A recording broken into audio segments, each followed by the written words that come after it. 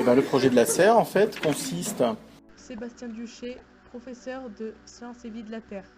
à pouvoir produire des tomates à bourlastique, alors que les températures ne sont pas assez élevées pour que la fructification puisse aller jusqu'à son maximum.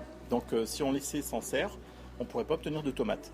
Alors les matériaux qui ont été définis par les élèves Pascal Vergnol, professeur de technologie.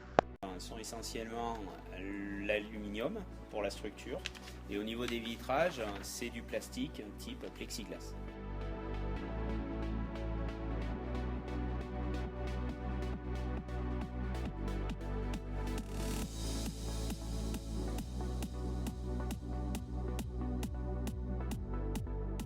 Nous avons travaillé sur différentes variétés de tomates les mieux adaptées pour la serre, Pierre Chauvon, groupe Plantation.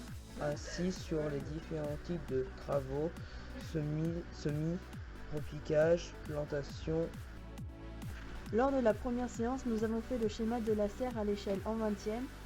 Maëlys Comon, groupe Autonomie d'arrosage.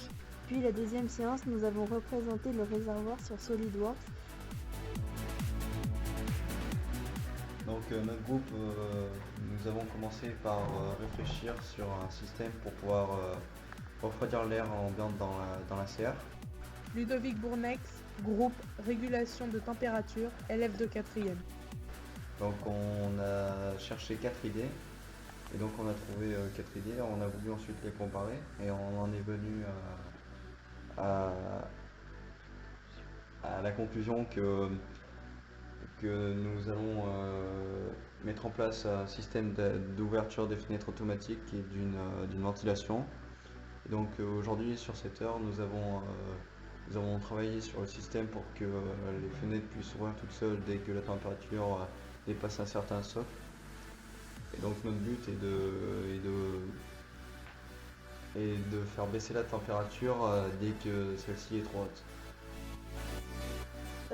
Cette semaine, on a vérifié le système goutte à goutte Maëlys Comon, groupe Autonomie d'arrosage. avec une bouteille de 5 litres. On a vérifié si ça marchait et au final ça marche bien, le système fonctionne. Et on a cherché un réservoir, le prix, et on a cherché aussi le système goutte à goutte, combien ça coûtait. Notre objectif au final c'est que la serre